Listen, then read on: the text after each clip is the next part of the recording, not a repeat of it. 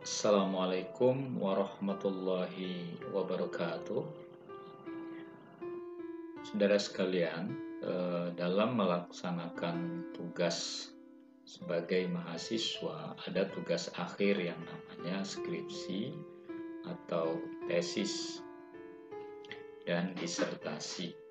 Jadi ada skripsi, tesis, dan disertasi. Nah, dalam melaksanakan tugas akhir tersebut bagi mahasiswa memang diperlukan tip-tip sukses bimbingan tugas akhir tersebut, dan sebagian kadang ada yang kurang paham bagaimana cara supaya bimbingan berjalan dengan lancar dengan pembimbing skripsi atau pembimbing tesis ataupun disertasi. Nah, berikut ini akan saya jelaskan bagaimana caranya supaya bimbingan skripsi, tesis, dan disertasi itu bisa berjalan dengan lancar dan sukses sehingga membawa hasil yang maksimal. Paling tidak ada 10 tips sukses bimbingan tugas akhir. Yang pertama, saat bimbingan, pastikan melihat kondisi. Artinya ketika misalnya ada kesibukan yang Anda tahu dialami oleh dosen pembimbing Anda, maka misalnya mereka lagi seminar, apalagi ke luar negeri, atau ada tugas negara yang harus mereka lakukan, maka pastikan Anda memastikan kondisi yang pas untuk menghubunginya. Walaupun mungkin kita tidak tahu, paling tidak Anda usahakan jangan melebihi pukul 20 atau pukul 8 malam.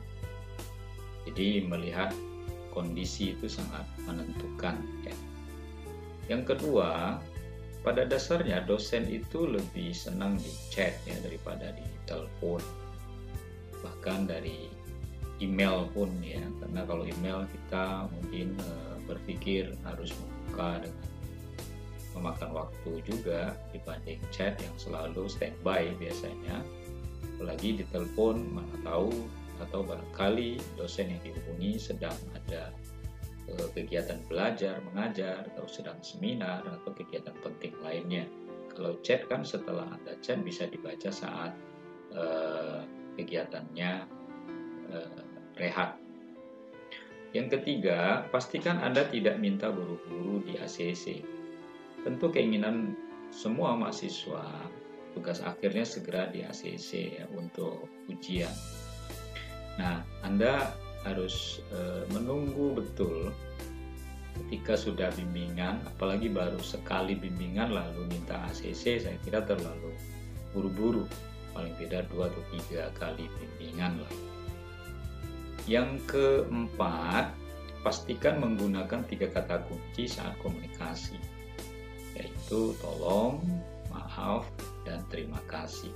Karena Anda minta tolong kepada dosen Anda agar menjadi pembimbing Anda tentu minta tolong agar diberi bimbingan yang baik, beri masukan-masukan. Kemudian ketika Anda mengatakan kata maaf, Anda bisa mengatakan maaf kalau mengganggu kesibukan Bapak atau Ibu. Dan jangan lupa yang ketiga, terima kasih. Jadi 3 keyword itu, ya 3 kata kunci itu dalam berkomunikasi saat bimbingan dengan dosen Anda sangat penting. Kemudian yang kelima, pastikan chat dengan bahasa sopan, singkat, dan padat. Jadi saat Anda chatting, ya pakai bahasa yang sopan, yang singkat, padat, tidak bertele-tele ya. Jadi jangan seperti chat sama teman-teman Anda yang mungkin memakai bahasa-bahasa yang anak muda, gitu, bahasa gaul ya. Jadi pakailah bahasa yang standar ya, yang dipakai untuk umum. Yang keenam, saat selesai chat, tanyakan kira-kira kapan bisa bimbingan lagi. Karena Anda baru pertama bimbingan misalnya, atau baru kedua, bisa ditanyakan lagi dan dosen akan memberikan waktu kapan dia bisa dihubungi kembali. Yang ketujuh, jangan sungkan minta pandangan atau masukan dosen terkait bobot tugas akhir Anda. Jadi saat Anda minta pandangan, masukan kepada dosen Anda, itu adalah hak Anda dan itu perlu dilakukan. Misalnya mengatakan bagaimana sebaiknya Pak, Bu, apa masukan-masukannya, nanti akan segera saya tindak lanjuti. Itu perlu dilakukan. Yang ke-8, pastikan merevisi tugas akhir sesuai masukan dosen.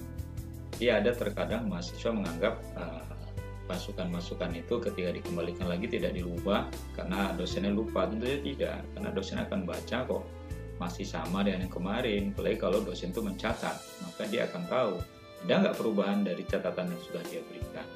Jadi revisi ya apa yang sudah diberikan masukan oleh dosen Anda, ya dosen pembimbing.